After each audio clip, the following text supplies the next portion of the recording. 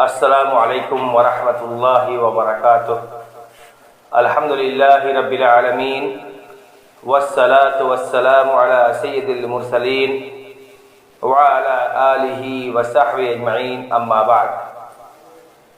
محترم حاضرین اور ناظرین، آج ہم لوگ جو یہاں پر جس مسئلے کے تحت گفتگو کریں گے وہ ہے کہ کیا کتا کو چھو دینے سے یا اگر راہ چلتے ہوئے انسان کتے سے چھو جائے تو اگر باوضو ہے تو اس کو وضو ٹوٹ جاتا ہے یا اس کو ناپاکی حاصل ہو جاتی ہے۔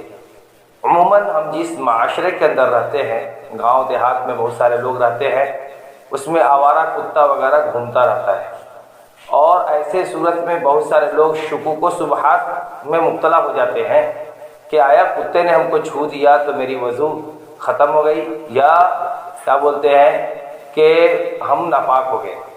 تو اس سلسلے میں ہم انشاءاللہ احادیث کی روشنی میں اس مسئلے کی وضاحت کریں گے۔ سب سے پہلے کتے کا کیا حکم ہے؟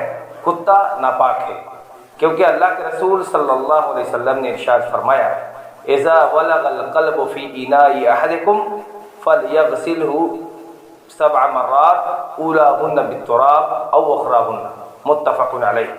صحیح بخاری اور صحیح مسلم شریف کی حدیث ہے، اللہ کے رسول صلی اللہ علیہ وسلم نے ارشاد فرمایا کہ جب تم میں سے کسی آدمی کے برتن میں کتا اگر منہ ڈال دے تو ایسی صورت میں وہ کیا کرے، کتے کا جو منہ ڈالا وہ جو برتن ہے اس کو 7 مرتبہ دھوئے۔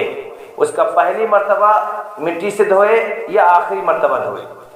اس سے یہ پتہ چلا کہ کتا بذات خود ناپاک ہے، اور اس کا جو تھوک ہے، لعاب جس کو بولا جاتا ہے، وہ بھی ناپاک ہے، وہ انسانی صحت کے لیے خطرہ ہے، مضر ہے، نقصان دہ ہے۔ اس لیے اللہ کے رسول صلی اللہ علیہ وسلم نے اس کو 7 مرتبہ دھونے کا حکم دیا۔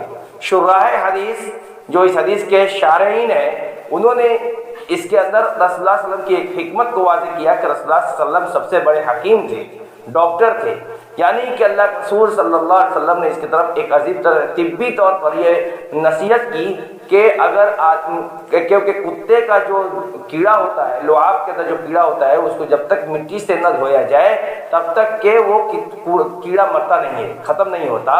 اس لیے اللہ کے رسول صلی اللہ علیہ وسلم نے کہا کہ فرمایا کہ ایک پہلی مرتبہ مٹی سے دھو دو یا آخری مرتبہ، تاکہ اس کا جو برتن جو ہم 7 مرتبہ دھو رہے ہیں وہ 7 مرتبہ میں وہ کیڑا ختم ہو جائے۔ اب آئیے کہ کیا کتا چھو جائے تو ناپاک ہو جائے گا؟ اس کے اندر فقہاء اعظام نے کہا کہ نہیں، ائمہ جو فقہاء ہے، سارے کے سارے فقہاء نے اس بات پر اتفاق ہے، اجماع ہے اس بات کے اوپر کہ کتا کو چھو دینے سے یا کتا اگر چھو جائے تو ایسے میں آدمی ناپاک نہیں ہوتا ہے، یا اس طریقے سے آدمی اگر باوضو ہے، وضو کی حالت میں ہے، تو کیا ہے کہ اس کا وضو ٹوٹتا نہیں ہے۔ کیوں؟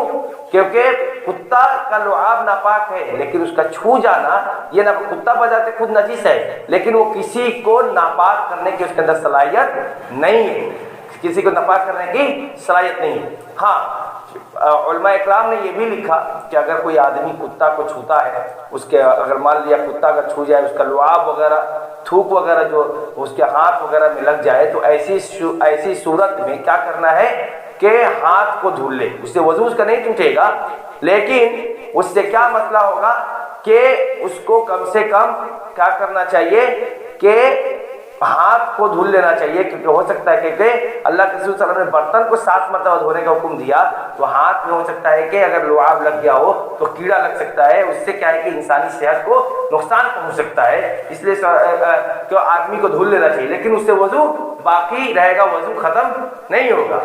اب یہ ابن قدامہ رحمہ اللہ نے بھی یہی بات لکھی المغنی کے اندر کہ ولوغ القلب، یعنی کہ کتے کا منہ ڈالنا یا کتے کا جو تھوک ہے ہاتھ میں لگنا، پیر سے لگنا، یہ سب کیا ہے؟ برابر کی چیز ہے۔ اس لیے آدمی کو چاہیے کہ احتیاطاً ہاتھ دھل لے، ہاتھ دھل لے، لیکن اگر وضو میں ہے تو وضو نہیں ٹوٹے گا۔ یہی طریقے سے اگر اس کے بستر پر بیٹھ گیا تو بستر ناپاک نہیں ہو سکتا ہے، بستر کو ناپاکی نہیں حاصل ہوگی۔ اس طریقے سے کیا نام ہے، اگر چادر وغیرہ میں سٹ گیا تو پھر چادر بھی ناپاک نہیں۔ اس طریقے سے آدمی پاک ہی رہتا ہے۔ تو اس لیے یہ جو شکوک و شبہات جو ہمارے معاشرے کے اندر چلتا ہے کہ کتا کو سٹ جانے سے ناپاکی ہو جاتی ہے، یہ صحیح نہیں ہے۔ وباللہ التوفیق، واللہ اعلم بالصواب، والصلاۃ والسلام علی رسول اللہ صلی اللہ علیہ وسلم۔